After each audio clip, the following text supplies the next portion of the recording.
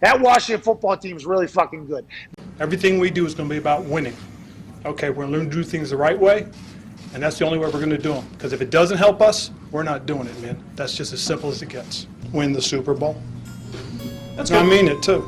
You know, one of the things that the only reason you become a head coach in this league, in my opinion, is to win. That's it. That's the bottom line. If you do it for any other reason, you're wrong.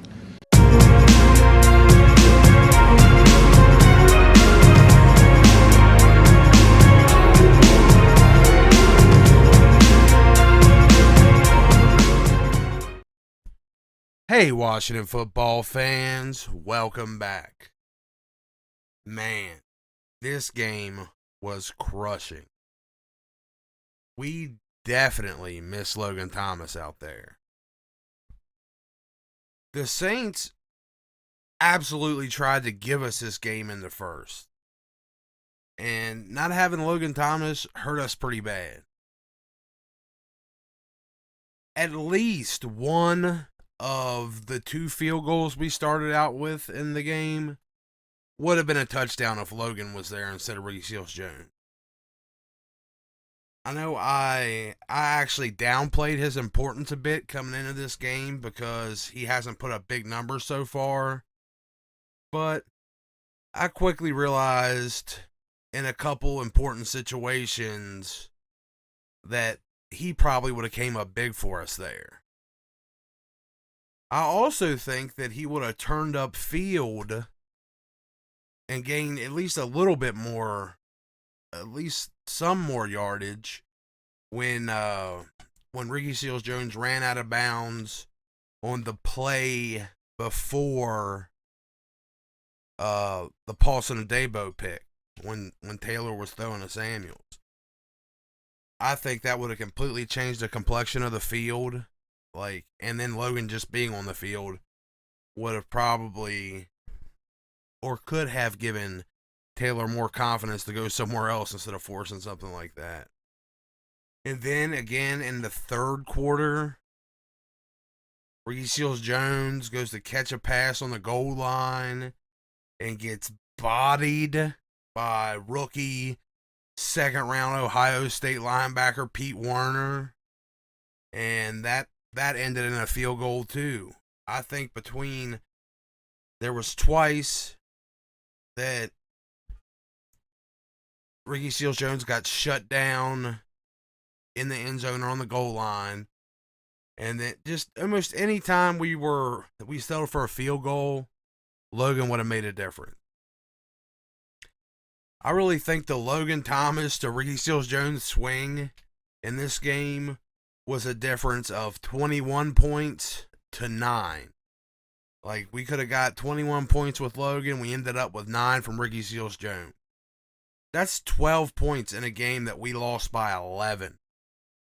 I mean, if you think that sounds hyperbolic, I'm not even factoring all the drives that ended in punts, 3 or 4 of those that could have continued with Logan, or the play with the turnover I mentioned. Just the plays we settled for field goals. I think at least 2 of those for sure, Logan would have come down with a ball that Ricky Seals-Jones did. So it really showed me how important he is to the team, and I really hope he's back soon. And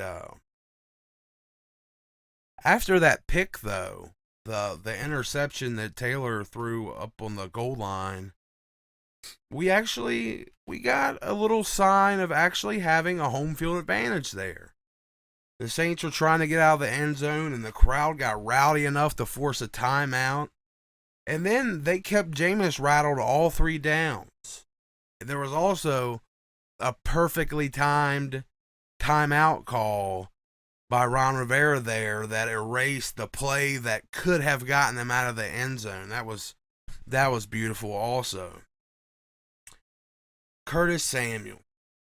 He started out in a little flash, had a nice 8-yard carry, like the stuff we expect to see from him, and then he gets hurt again. This guy definitely needs to get his shit together. He just came in last week for the first time, and then he comes into this week questionable, plays a half, and then he's out again. This is extremely frustrating for our, big time wide receiver free agent. Like, he needs to be on the field. On the other hand, Adam Humphries and Deandre Carter stepped the hell up. They were more productive on the day with 146 yards from 7 receptions combined and a nice 11-yard run from Carter than Terry McLaurin. They were more productive than Terry on the day. Both of them were more productive than Terry. Carter actually had 2 nice end arounds for 21 yards, but statistically, his 10-yard carry counted as a pass because he ran in front of Heineke on the pitch. But Carter is balling. Carter's actually looking like everything we wanted from Curtis Samuel and more. And Terry had a down day in general.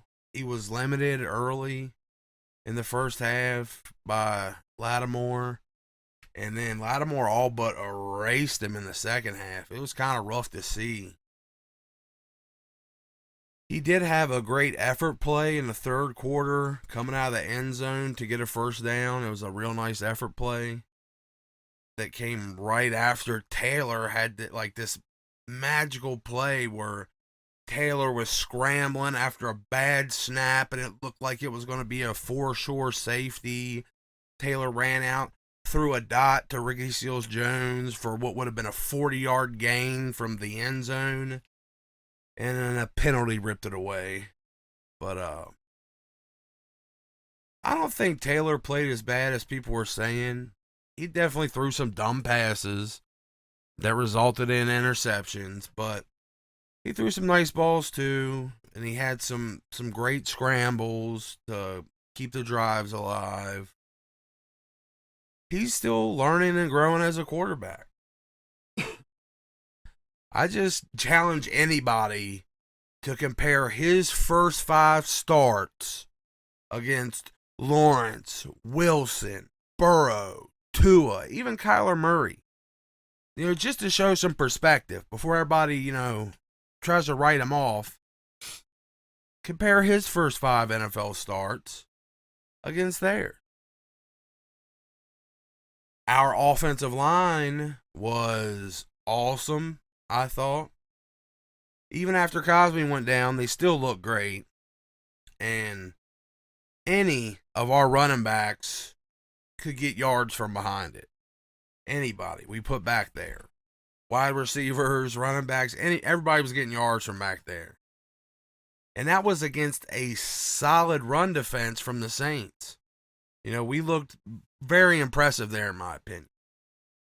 I think we should have ran more early. On to the defense. I really think we had some fool's gold production out of the D-line and with Holcomb's interception. I think that most of it came from the depletion of the Saints' offensive line and their lack of receivers.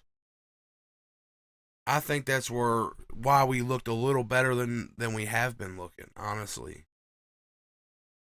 I think outside of our interior defensive line, Payne and Allen, Ioannidis, I think Ben St. Juste is our most consistent defensive player.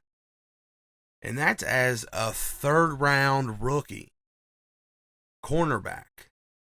And he's looking more consistent than most of the other players on this defense.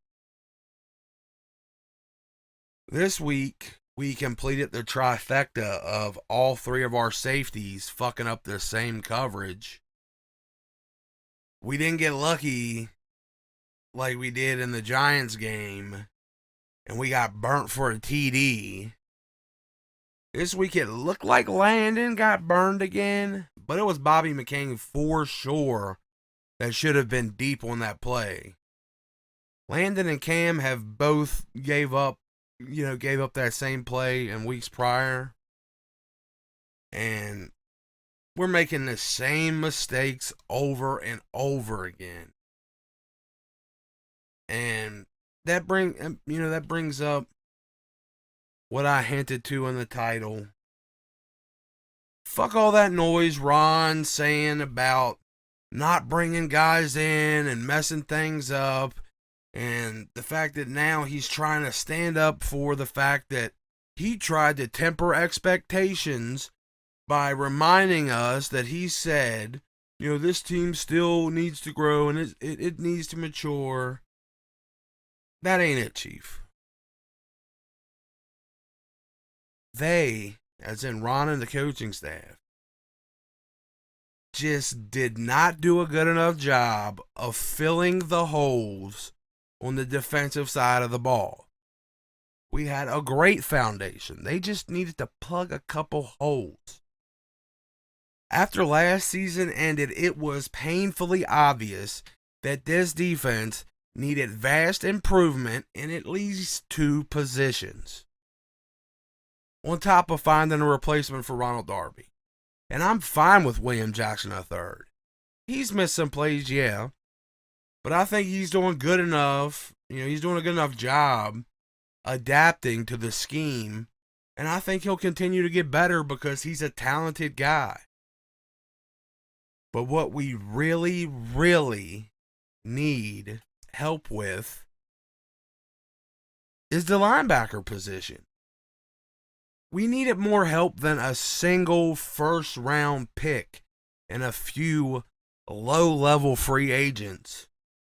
Ron came out the other day and kind of snarked at the media saying, okay, so if we're going to start changing people, who else am I going to go to?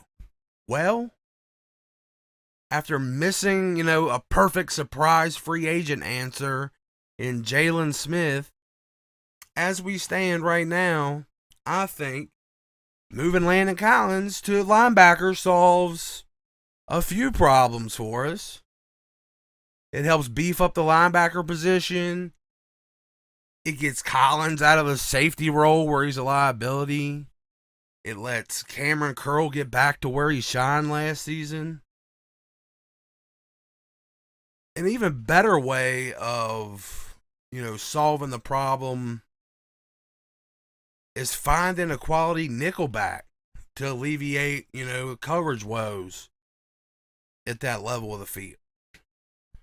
We're trying, to move that way. We're already playing a ton of nickel, even dime. We're playing a lot of dime in this game. So I think a quality nickel is very important. I think there's a perfect guy out there we could trade for. But first, I want to bring up the other position we clearly needed help with last year. Free safety. I was initially excited about Bobby McCain, but before the season started, I went back and watched this tape, and I got worried. I even said in previous videos that I thought he could possibly end up like Sean Davis and not make it to the 53-man roster. Sadly, he did. I mean, don't get me wrong. He's made some plays, and honestly, he would be a nice depth piece, but he should not be the starter.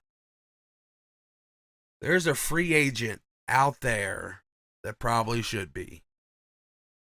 Ron needs to put aside whatever problem he must have with Trey Boston and sign that man right now. All these garbage tier yes men he brought with him from the Panthers, and the one guy that could give us a huge upgrade at a huge position of need, Ron hasn't signed. Sign this fucking guy right now. Stick him back there. Not only would, he not get taken to the woodshed like McCain and Collins have been, getting, he actually has a pretty good track record of picking off the ball. And while we're at it, trade the Texans for Desmond King.